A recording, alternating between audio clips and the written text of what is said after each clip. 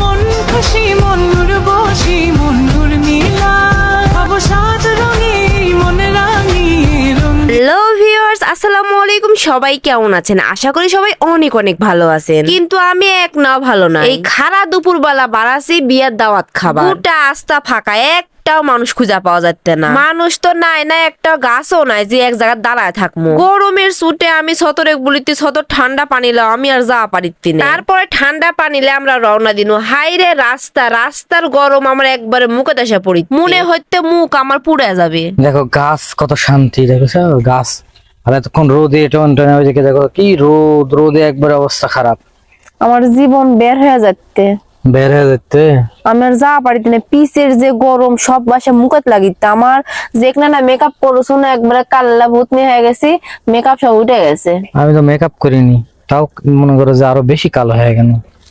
ঠান্ডার মধ্যে না যত্ন লে না সুন্দর পানি দাও, পানি দাও। গরমে অবস্থা খুবই খারাপ হয়ে গেছে, কালো হয়ে গেছি।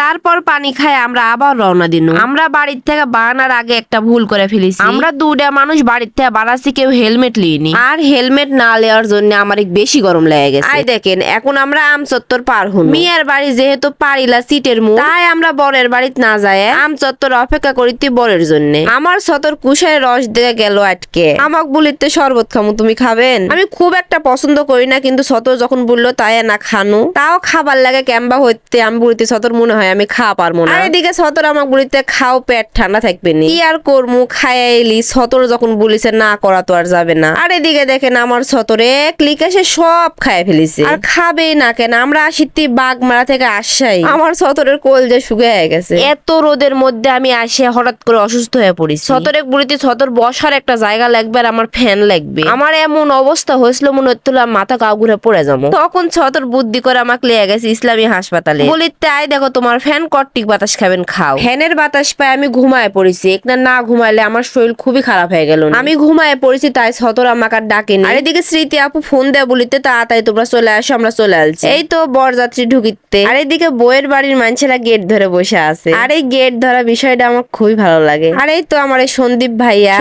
আমাকে দেখলেই খালি বলে বাগমার আপু এলে আমরা একটু হাসাহাসি করি। আর এই তো বিথি আপু আমাকে ফোন দিয়ে দিল ভিডিও করার জন্য। আই দেখো বরেকে এখন আংটি দিয়ে বরণ করে গাড়ির থেকে নামালো। টেকা না দিলে গেট ছাড়বে না। বরের কাছে কেউ নাই, তাই বর খালি দিক ওদিক হাসতে কাকো পারতে না, গেট ছেড়েও দিতে না। আমরা ভিতরে যে বসবে পারতি না, ওদের মধ্যে দাঁড়ায় আছি। আর এদিকে সুন্দরী সেলিব্রিটি আপুরা কালো হয়ে যাচ্ছে গরমে। আর এই জন্য আমরা বাসে ঝাড়ের দিকে চলে যাচ্ছি, কারণ বাসে ঝাড়ের দিকে বেশি বাতাস পাওয়া যায়। এর বাড়িতে আমরা কি কি করলাম তা থাকবে আমার নেক্সট ভিডিওতে। আমার পেজটা অবশ্যই ফলো করে দিবেন। আজকের ভিডিও এ পর্যন্ত। সবাই ভালো থাকবেন, সুস্থ থাকবেন। আসসালামু আলাইকুম।